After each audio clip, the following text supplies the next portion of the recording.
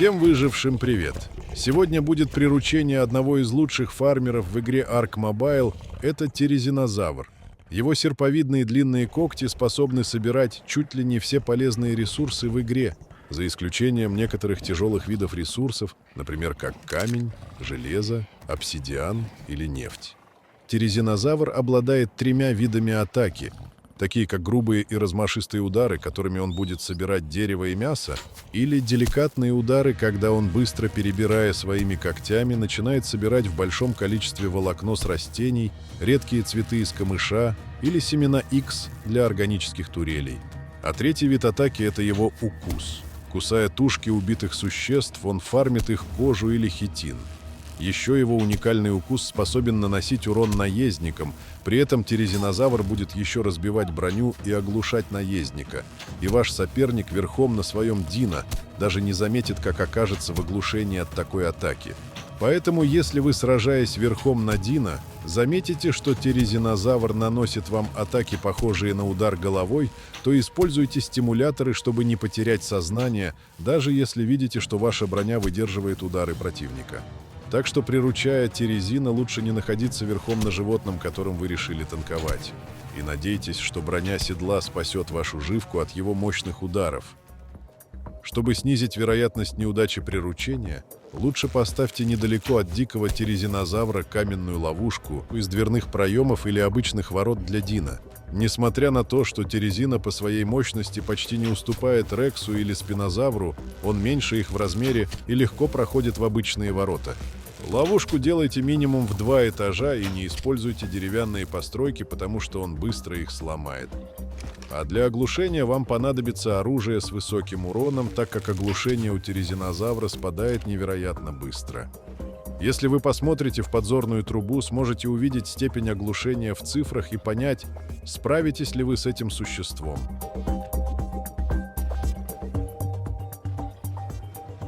Мне для оглушения данного терезина понадобилось 30 наркотических стрел, и лук, из которого я стреляю, оглушает почти на 500 единиц. Такой мощный лук вы можете получить уже в начале выживания, если выполните задание «Охота на дилофазавра». После того, как вы усыпили существо высокого левела, будьте готовы к тому, что вам понадобится много наркотиков и овощей или ягод, даже если вы будете использовать бальзам для приручения. Лучший способ ускорить процесс приручения с высокой эффективностью – это дать любимую еду существа. У терезинозавра это будет довольно-таки редкий кибл из яйца мегалозавра, и, скорее всего, у вас его не будет. Чтобы не сидеть рядом возле оглушенного существа, постоянно подкармливая его наркотиками, вы можете замедлить процесс падения оглушения. Это даст вам возможность отлучиться от терезина, если у вас будет в этом необходимость. Для этого нужно дождаться, когда оглушение спадет почти до самого конца, после чего начать кормить его не наркотиками, а наркотическими ягодами наркоберри. Так как оглушение от одной ягоды поднимается всего лишь на 7,5 единиц, скормив существу 100 ягод, вы поднимете оглушение только на 750 единиц.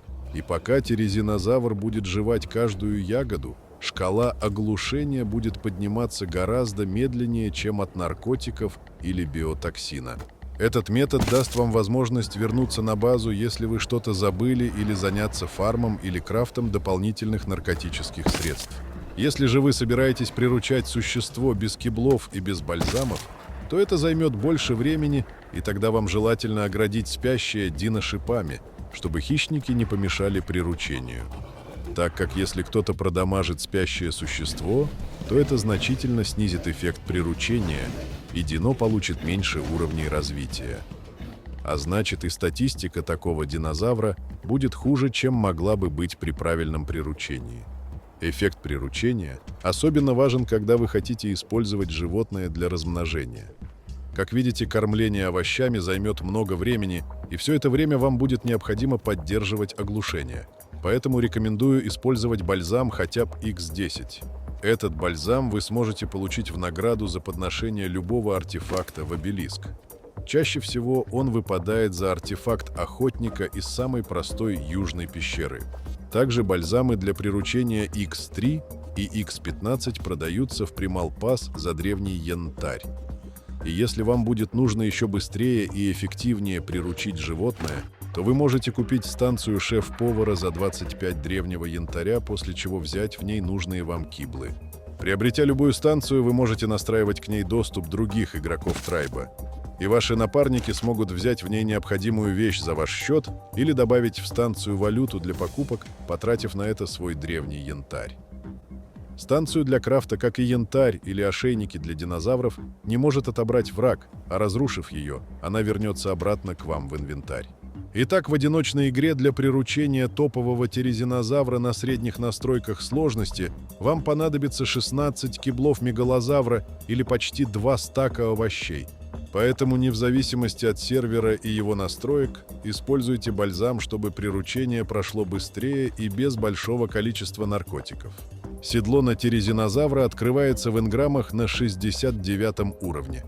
Мне готовое седло выпало из подарка. Также вы можете приобрести седло из станции «Дубовая». Она будет доступна для покупки уже на 25 уровне, и ее стоимость 50 древнего янтаря. Ну а я с вами прощаюсь, и до встречи в мобильном мире Арка. Всем пока.